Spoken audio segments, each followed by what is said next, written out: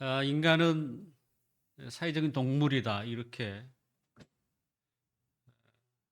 오래된 철학자의 말을 지금도 여전히 우리가 즐겨 사용하고 있습니다. 뭐 다른 말은 아니고요. 혼자 살아갈 수 없다는 얘기죠. 뭐 자연인처럼 산속에 홀로 살아갈 수는 있지만 하나님이 인간을 하나님의 형상대로 창조했던 그 이유와 그 목적을 잃어버리는 삶이라고 볼 수 있죠. 그건 의미가 없잖아요. 그러니까 그저 우리의 생명을 연장하는 게 삶의 목적이 아닙니까? 그러므로 우리가 더불어 함께 살아가는 자이어야 하는 것이고, 또 그 속에서 우리가 살아야 할 삶의 목적을 알고 그 목적에 좀 이렇게 부합하도록 해야 하겠죠, 사실은. 우리가 이 세상에 살면서 무엇이 가장 어려울까? 무엇이 가장 어려울까? 사람마다 다를 수는 있겠지만 함께 더불어 살아가는 인간이 제일 어렵습니다. 저도 인간이고 여러분도 인간 아닙니까? 사람이 제일 어려워요, 사실은. 우리가 인간에 대해서 한마디로 정의할 수는 없다고 할지라도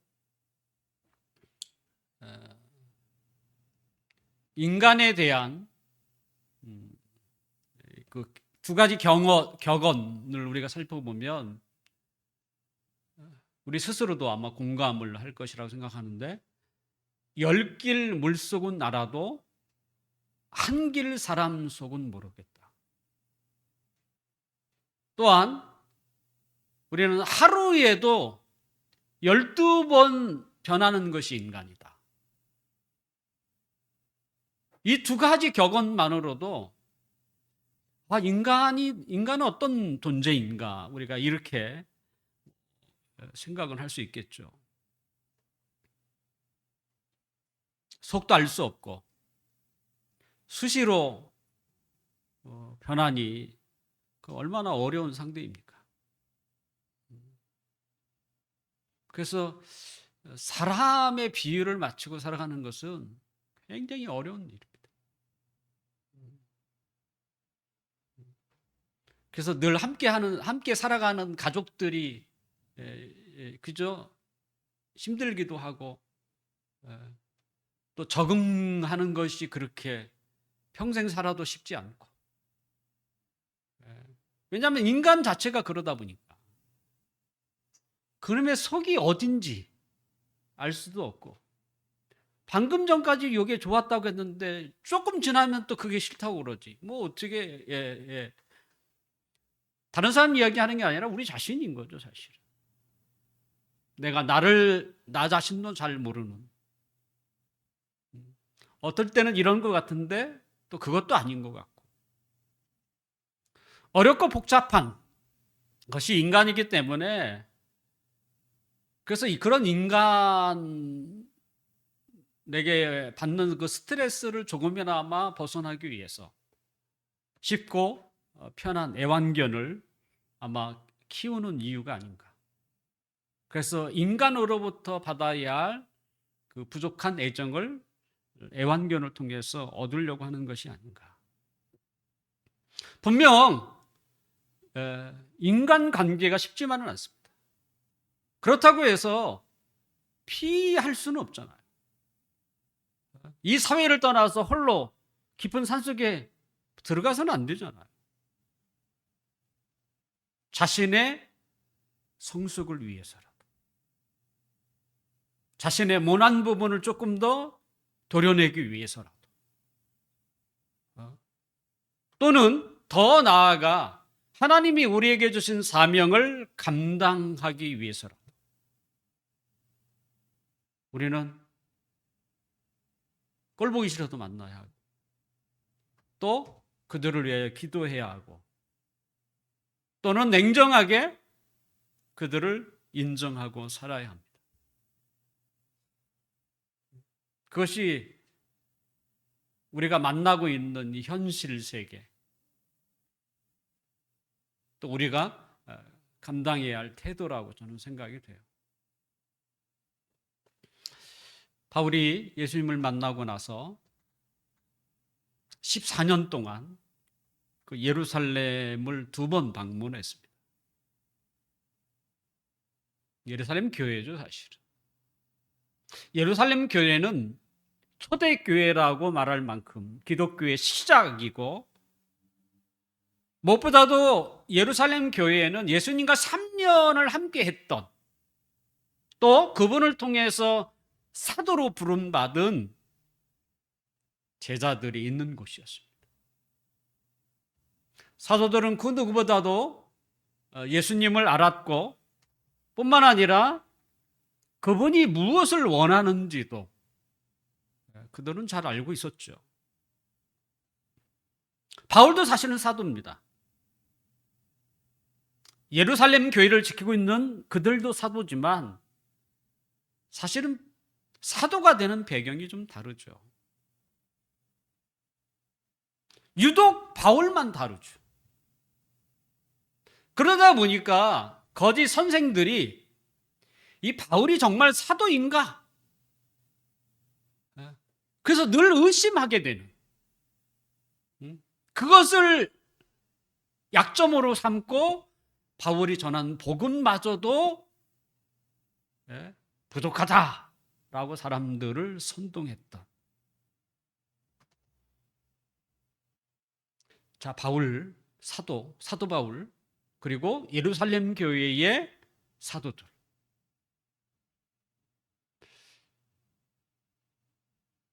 똑같은 사도지만 배경이 다른 사도. 그 둘 사이에 뭔가 좀 갈등이 있지 않을까요?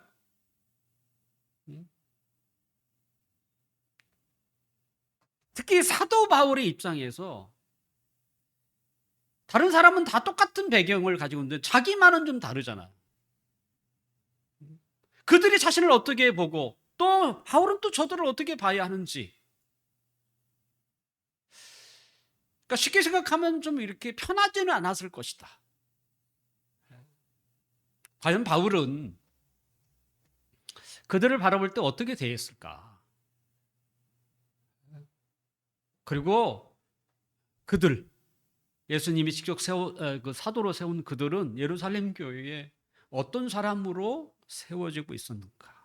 오늘 우리가 함께 이 질문을 가지고 함께 말씀을 좀 나누려고 합니다.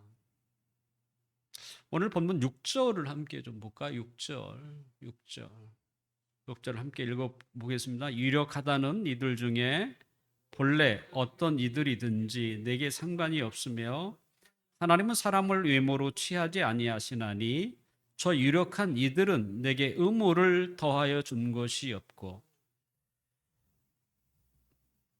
바울이 자기와 다른 배경을 가지고 있는 그 사도들을 뭐라고 부르냐면, 오늘 본문에 보면 유력한 사람이라고 불러요. 유력한 사람이라는 뜻은 뭐 다른 뜻은 아니고 중요한 사람이라는 뜻입니다. 중요한 사람, 매우 필요한 사람.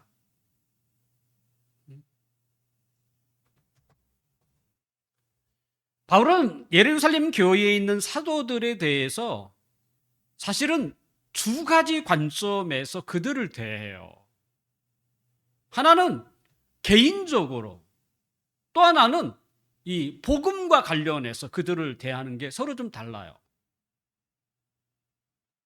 바울이 개인적으로 그들을 대할 때는 그들은 분명 사도라는 것을, 그렇죠, 바울은 인정하고 또 그들을 존경하기도 합니다. 그게 이제 그죠? 유력하다는 표현. 뿐만 아니라 우리가 9절을 좀 함께 한 번 더 읽을까요? 9절 한번 읽어봅시다. 또 기둥같이 여기는 야고보와 게바와 요한도 내게 주시는 은혜를 알므로. 여기까지 봅시다. 여기서 바울은 예루살렘 교회의 그 사도들 대표 야고보, 예수님의 동생 야고보와 게바, 베드로죠. 그리고 사도 요한, 다른 사도들도 있지만 대표해서 이들을 써놨는데 뭐라고 얘기냐면 기둥 같다 이렇게 표현해요.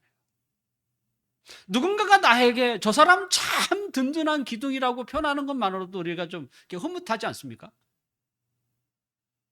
바울은 지금 예루살렘 교회를 지키고 있는 사도를 향하여 그들은 정말 중요한 사람들이다. 예루살렘 교회뿐만 아니라 사실 기독교라고 하는 그 시작점에 있어도 굉장히 중요한 사람이고, 뿐만 아니라 그들 한 사람 한 사람은 이 교회에 기둥 같은 역할을 하고 있는 사람들이다. 실제 예루살렘 교회의 사도들은 정말 중요한 사람들입니다. 교회의 기초라고 할 만큼. 무엇 때문에? 예수님으로부터 사도라 부름을 받았기 때문이가 아니에요. 그것 때문은 아니에요.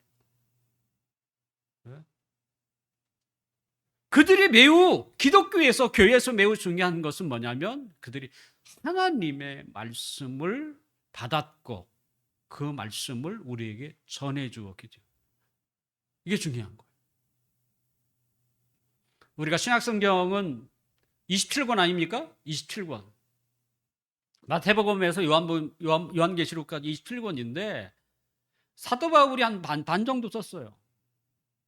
13권에서 한 14권. 그러니까 히브리서를 바울이 썼다 그러면 14권이고 잘 모르겠다 그러면 13권. 그러니까 반 정도 쓴 거죠. 그 반은 누가 썼겠어요? 다른 사도나 선지자들이 쓴 것이죠. 만약 그들이 없었다면 우리는 예수님에 대해서, 하나님의 말씀에 대해서 알지 못합니다. 그리고 하나님의 말씀이 없다면 교회는 어떻게 세워지겠어요? 진리가 없으니, 누가 무엇이 참인지를 알 수 없으니 내 말이 옳다, 저 사람 말이 옳다, 그렇게 소리칠 거 아닙니까? 다행히 우리에게 성경이라는 기준이라고 하는 캐논이 기준이라는 뜻인데요, 기준이라는 이 성경이 있다는 거예요.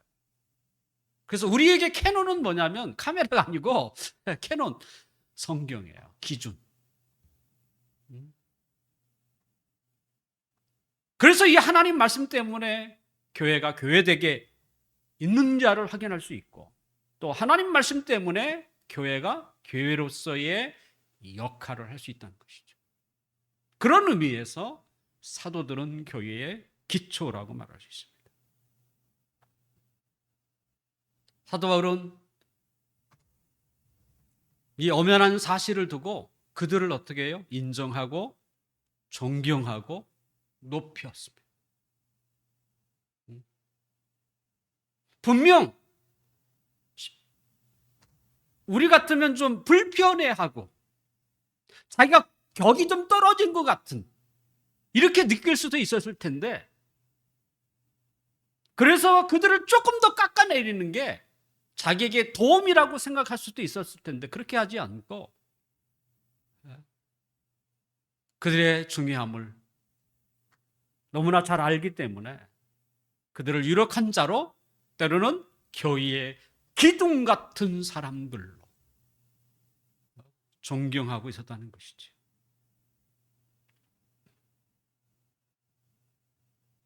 속을 알 수 없고 늘 수시로 변하는 인간, 이 사람에게는 장단점이라는 게 있지 않습니까? 장점만 있는 사람 또는 단점만 있는 사람은 없습니다. 우리는 사람을 대할 때에 그가 가지고 있는 장점에 대해서는 인정해야죠. 바울이 예루살렘 교회의 사도들, 그들의 중요성을 인정한 것처럼 때로는 존경도 할 수 있어야죠. 우리가 어떤 사람을 좋아하고 사랑할 수 있지만 그렇다고 해서 그의 단점까지 좋아서는 안 되겠죠, 사실은. 단점이라는 게 뭐겠습니까? 인간의 죄악성을 드러내주는 증거. 죄라는 것이 우리가 나쁜 일만 죄라고 표현하지 않고요. 죄는요, 부족도, 그죠? 부족함도 악이거든요.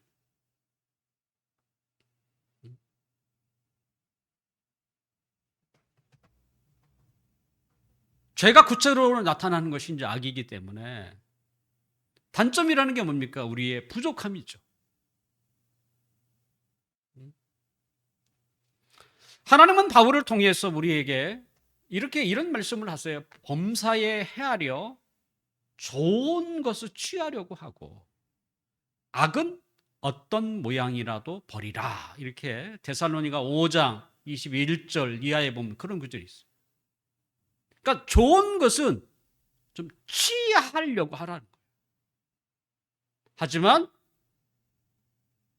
악한 것은 버려야 한다. 우리가 사람과 더불어 살아가는 데 있어서 어떤 경우, 불편한 경우가 어떻습니까?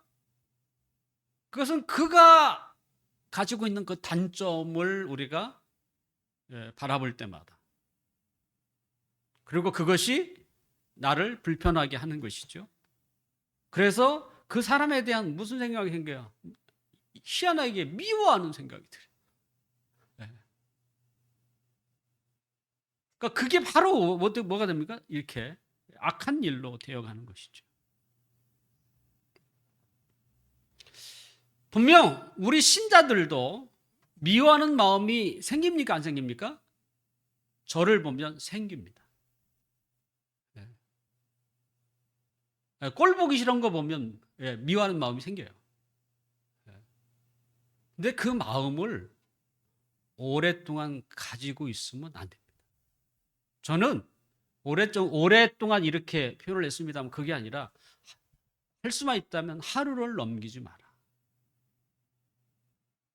하루를 넘기기 시작하면 그 미움이요 커져서 내 마음을 장악을 해요. 그래서 에베소서에도 그 말씀입니다. 밤을 넘기지 마라. 사단이 그걸 통해서 우리를 유혹한다 이렇게 써 있어요.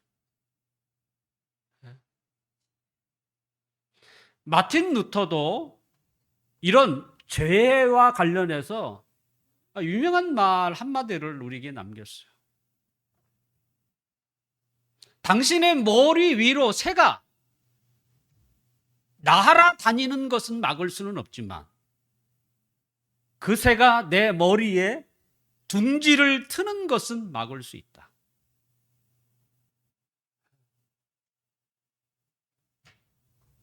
우리는 이 말을 굉장히 좀 이렇게 기억할 필요가 있죠. 우리 마음속에 남을 미워하는 마음이 그죠? 생기지 못하도록 막을 수는 없어요. 뭐 그렇게 딱 생기는 걸 어떻게 해. 하지만 그 미움이 내 안에 둥지를 틀는 거에 대해서 우리가 막을 수 있다는 거예요.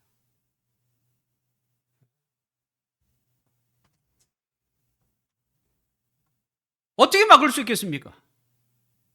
사실 사람을 미워하는 것은 죄죠, 사실은.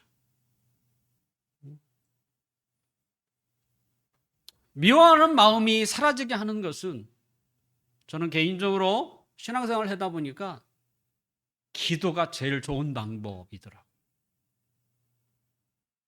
누가 꼴 보기 싫거든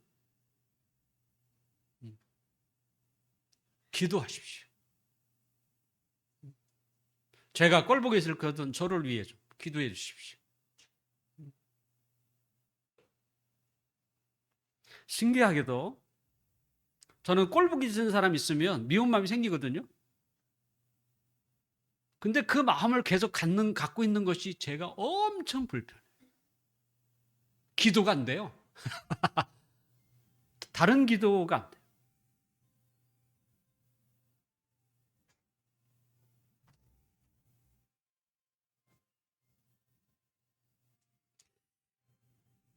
그럴 때에 제일 좋은 방법이 뭐겠습니까? 저런 건 꼴 보기 싫지는 않습니다.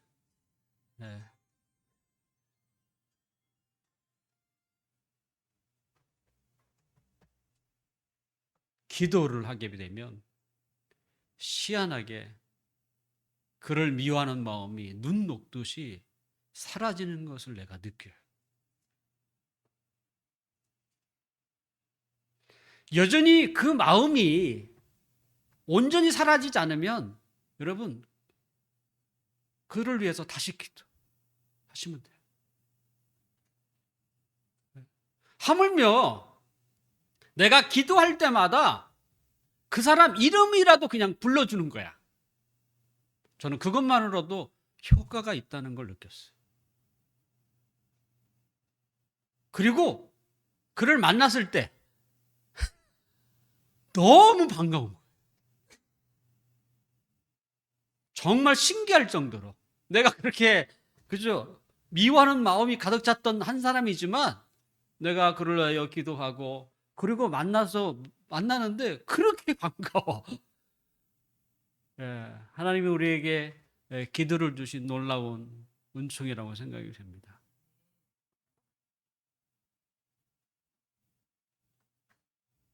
분명 우리는 사람들과 더불어 부대끼며 살아갈 때에 또 사람에게는 장점이 있고 단점이 있지 않습니까?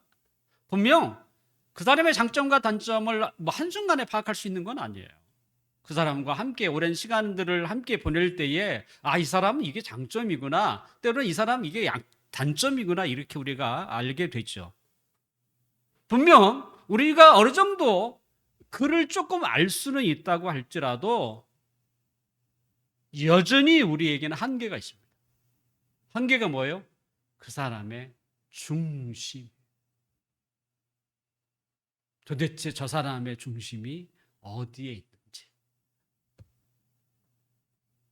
우리가 잘 알 수 없다는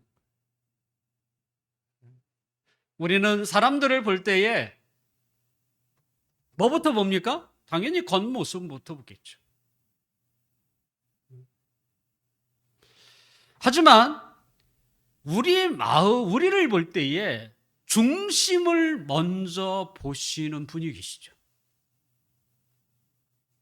오늘 본문에서도 외모로 사람을 보지 않는다라고 하시는 하나님이죠.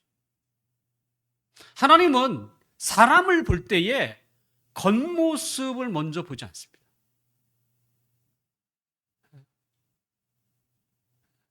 하나님은 제일 먼저 그 사람을 볼 때 중심을 보세요. 왜요? 중심이 겉보다 훨씬 더 중요하기 때문에.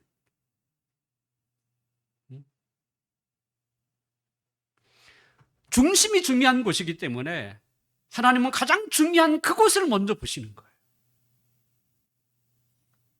분명 인간의 마음과 중심이 힘이 부패한 건 맞습니다. 그렇지만 그 사람을 아는 데 있어서 그래도 우리가 봐야 하는 게 뭐냐면 중심이에요. 중심입니다. 그 사람이 그 마음이 어디에 가 있는지. 하나님이 인간을 보실 때에 나는 사람의 외모를 보지 않고 중심 먼저 본다, 이렇게 말씀하신 그 성경의 배경이 있습니다.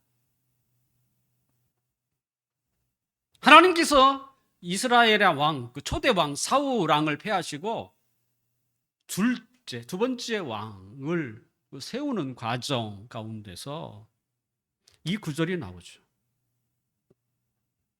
두 번째 왕이 다윗 아닙니까? 다윗은 이새의 8번째 아들. 다윗의 형들은 어떤가?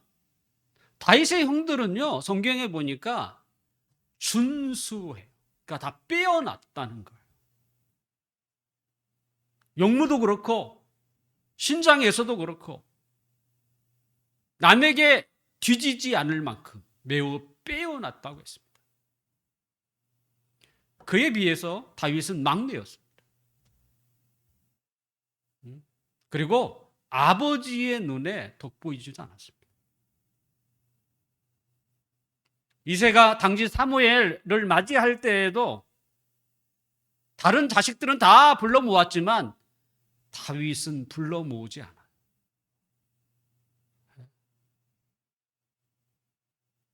다윗이 무엇을 하고 있었습니까? 그는 들판에 양 곁에서 양떼를 돌보는 일을 할 뿐. 선지자 사무엘도, 또 다윗의 아버지 이새도, 또 하물며 다윗의 형들마저도 다윗은요 지극히 평범하고 평범한 자였습니다.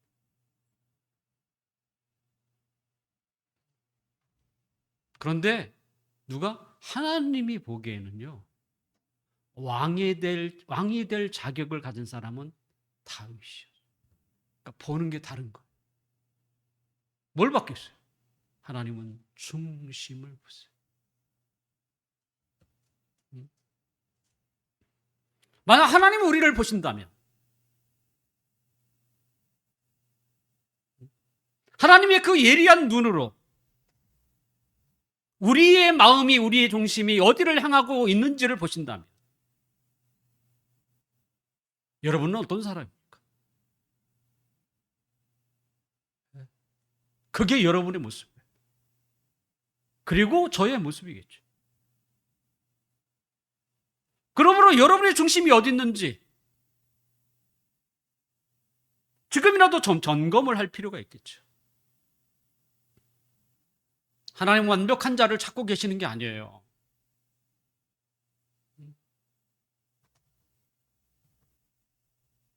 장군의 아내를 엿보이고 자신의 죄를 숨기기 위해서 장군마저 죽였던 자가 다윗입니다. 하나님은 완벽한 자를 찾는 게 아니에요.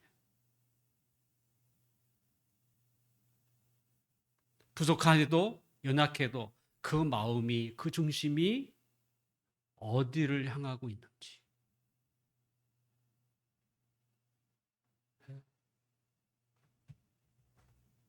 그게 다윗이었던 거예요. 그에게 아무 허물이 없는 사람이 아니에요.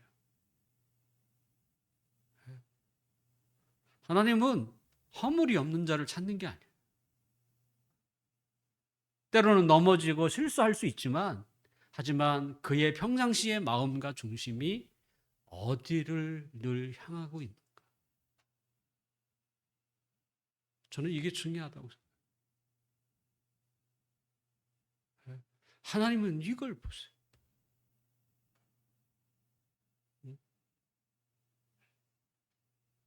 사랑하는 성도 여러분, 하나님은 우리의 마음을 보시는 분. 그래서 우리의 마음을 추스리는 게 그렇게 중요한 거예요. 분명 유혹을 받아서 딴 곳을 볼 수는 있겠죠. 하지만 그럼에도 불구하고 다시 우리의 마음을 하나님께로 향하는 것, 우리의 중심을 하나님을 향하여 돌리는 일,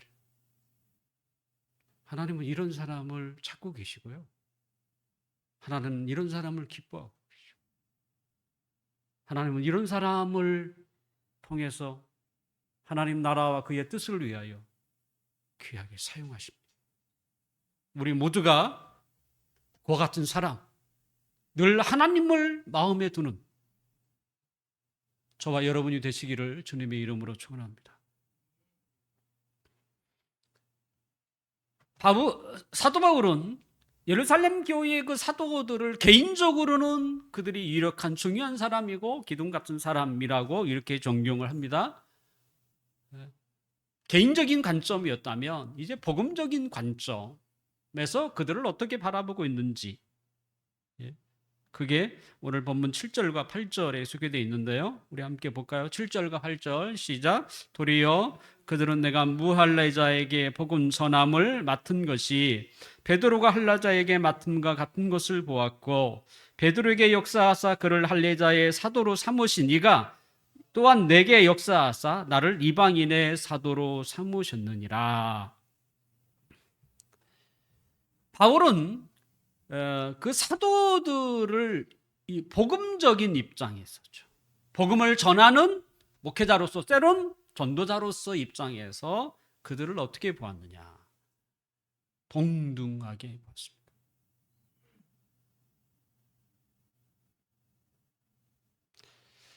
바울이 가는 곳마다 복음을 전했고요.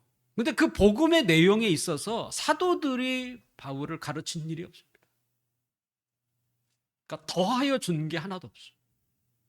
네가 이것이 부족하니 이걸 너 추가해야 돼. 이렇게 수정한 일이 없어요. 사도들이 전했던 복음도 완벽했고요.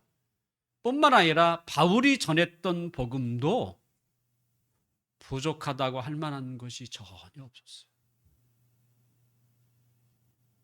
성경은 복음을 우리에게 간단하게 이야기하죠. 우리가 하나님의 자녀가 되는 것, 하나님의 은총을 받고 살아가는 것, 그 조건이 뭐냐? 오직 하나님의 은혜로 된다. 하나님의 사랑으로 된다. 하나님의 우리를 긍휼히 여기심으로 된다는 것 외에는 없습니다. 이게 복음의 핵심입니다. 복음의 핵심, 오직 은혜로 된다. 복음의 내용이 뭡니까? 그것은 하나님의 아들이신 예수님이 우리를 위하여 십자가에 죽으시고 다시 살아나셨다는 것입니다. 이게 복음의 내용이에요. 이 복음의 내용도 은혜예요. 우리가 뭐 잘나서 주님이 우리를 위하여 십자가에 죽으시고 살아난 게 아니에요. 우리는 다 못된 사람. 어쩌면 우리가 예수님을 죽인 사람이라고 할 만큼 결국 하나님의 아들 예수님이 이 땅에 오신 것도 다 은혜, 죽으심도 은혜, 다시 살아나심도 은혜. 다 은혜. 그러므로 우리가 하나님의 자녀가 되는 것도 하나님의 은혜로 되는 거예요. 복음의 내용이 너무 간단하고 그 핵심도 너무 간결해. 그러니까 자질구질한 것이 없는 거죠. 간단 그 자체라고 말할 수 있죠. 그래서 그런가요? 복음의 내용이 너무나 간단하고 쉬워서 사람들이 당황하고 그리고 의심하는 것처럼 보입니다. 예수 그리스도의 십자가와 예수 그리스도의 부활하심, 그 내용을 믿는 자, 믿음도 뭐예요? 하나님의 은혜로 주어지는 거예요. 내가 믿겠다고 노력해서 얻어지는 게 아니에요. 그래서 우리가 하나님 앞에 하나님의 자녀라고 하는 이 구원받은 것을 얻기 위해서는 우리가 뭘 할 수 있겠어요? 하나님 나를 긍휼히 여겨 주십시오. 나에게 은혜를 베풀어 주십시오. 이거밖에 할 게 없어요. 나에게 은혜를 베풀어 달라고. 복음은 쉽고요. 너무 간단합니다. 간단하고 쉽지만 그 복음의 역사는요, 제일 강력합니다.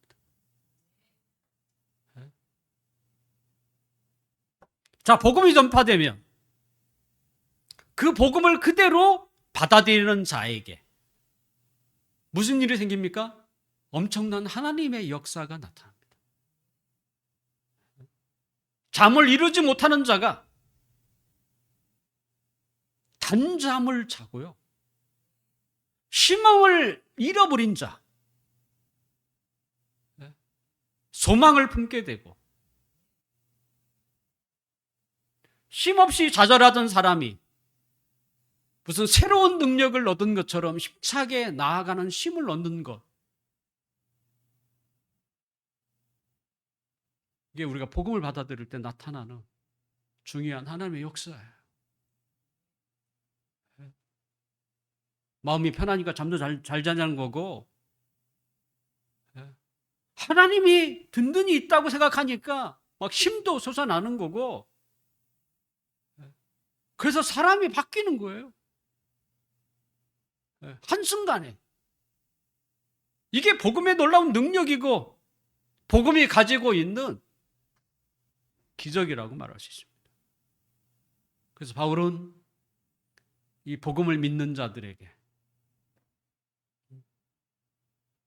하나님의 능력이 나타난다 라고 고린도전서 1장에 그렇게 이야기를 하고 있죠.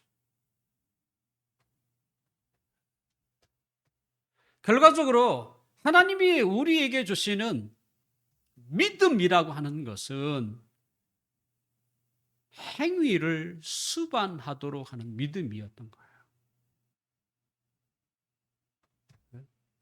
우리가 예수님을 믿는다고 표현하잖아요. 그 믿음도 하나님의 은혜거든요. 왜 믿음이라는 것으로 우리를, 그죠? 하나님의 자녀를 삼게 하신가? 그것은, 이 믿음은 뭡니까? 우리의 삶을 변화시키는 믿음이기 때문에. 우리의 삶이 변화하지 않는다면 하나님의 자녀가 된들 무슨 의미가 있겠습니까? 자격을 얻는 게 중요하지 않잖아요. 자격에 걸맞는 삶이 중요하잖아요. 하나님이 원하는 게 그거잖아요. 우리의 수준을, 우리의 삶의 질을 높이려고 하는 거잖아요. 그래서 우리에게 주신 은혜의 그 믿음은 우리의 삶을 변화시키는 믿음이라는 것이죠. 그러므로 우리의 행위는 우리의 믿음이 진짜인지 가짜인지를 가려주는 역할을 해요.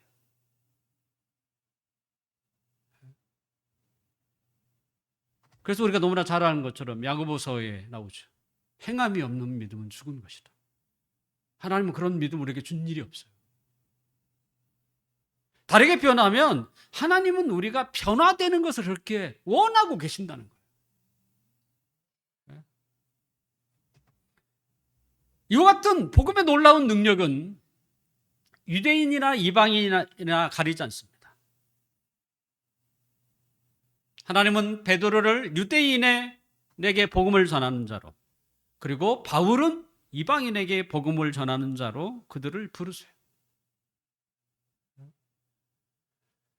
하나님은 베드로나 바울을 너무나 잘 아시죠. 그래서 유대인들에게는 베드로가 효과적일 것 같고, 이방인들에게는 바울이 효과적일 것이라고 하나님이 판단하셨죠. 실제 바울은 헬라, 이방 땅에서 태어났고 그 언어를 익숙한 사람이에요. 베드로는 갈릴리 바다에서 어부지를 했던 사람이니, 그가 유대인을 복음 전하는 것이 훨씬 쉬운 것이죠. 사실 바울의 본 이름은 사울입니다. 사울은, 왜 사울이 사울이라는 이름을 바꿔서 바울로 바꿨을까? 사울의 이름은 히브리적 명칭이고요, 바울은 헬라적 명칭이에요. 자기가 헬라 사람, 이방인에게 복음을 전해야 되죠. 그래서 그들이 자기를 부르기 쉽게 그 이름을 바꾼 거예요.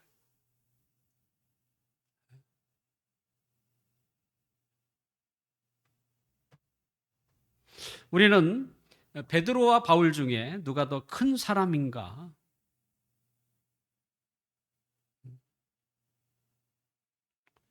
평가하려고 하는 그러한 시도는 많았습니다.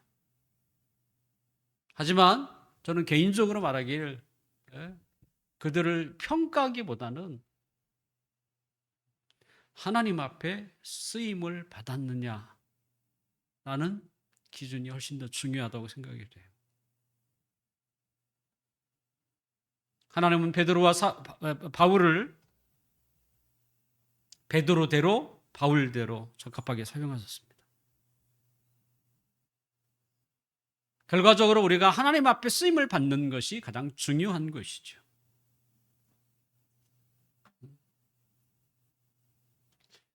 특히 이 목회자 입장에서는 누가 큰 교회를 담임하느냐가 중요한 게 아니고, 교회 사이즈가 작든 크든 상관없이 하나님께 쓰임을 받았느냐,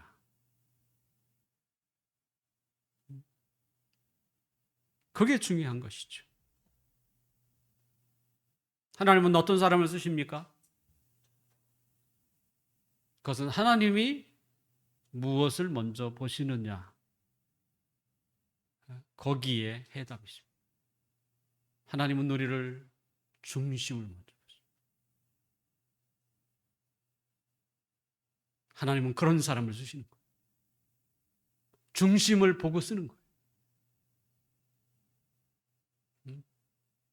하나님은 우리의 것을 보시는 분이 아니에요.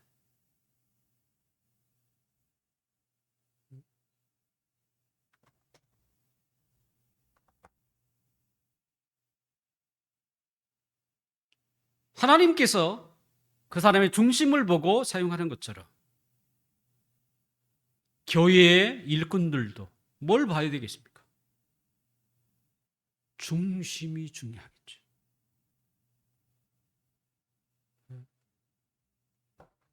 분명 저희 교회도 언젠가는 장로 권사를 세울 날이 있을지 모르겠습니다만, 또 그냥 세워지는 것도 아니고 그 성도들의 3분의 2 표를 받아야 하지만, 저는 할 수만 있다면 그 후보자를 세울 때에 그가 사회에서 어떤 일, 이런 게 중요한 게 아니고 그의 중심이, 오랫동안 함께 하면서 그의 중심이 어디에 있는가, 정말 하나님을 사랑하고 교회를 사랑하는 마음이 있는가, 그게 잘 보이지 않는데 어떻게 교회의 중직자로 세울 수 있겠습니까?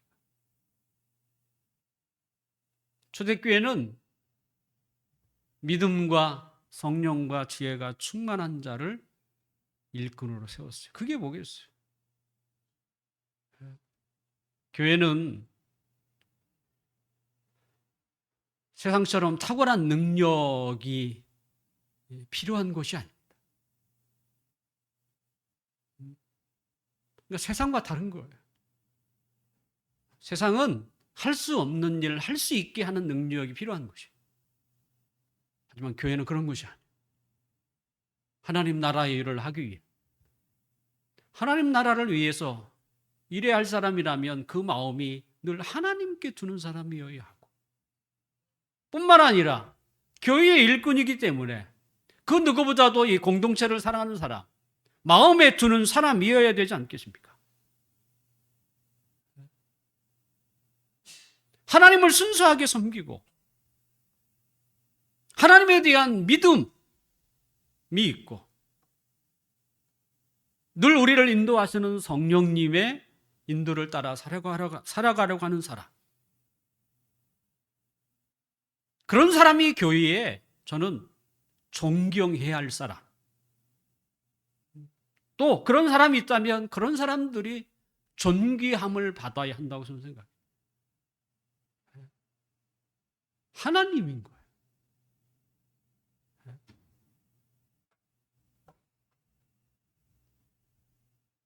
그들이 누구요?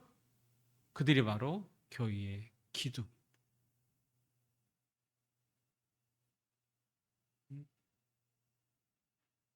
세상과 교회는 다른 것입니다. 교회의 기둥이 누가 되어야 되겠습니까? 하나님이어야 하고, 누구보다도 공동체를 늘 마음에 두는 사람이죠.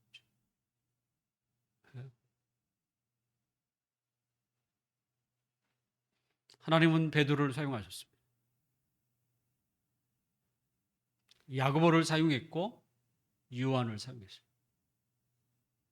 뿐만 아니라 하나님은 바울을 사용했습니다. 왜요? 그들의 중심이 늘 하나님과 교회에 있었기 때문에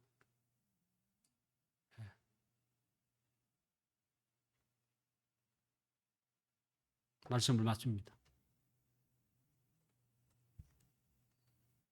하나님은 우리의 중심을 보시는 분이세요. 저는 여러분의 중심을 깨뜨릴 만한 이런 능력이 없습니다. 하나님은 하지만 아시죠.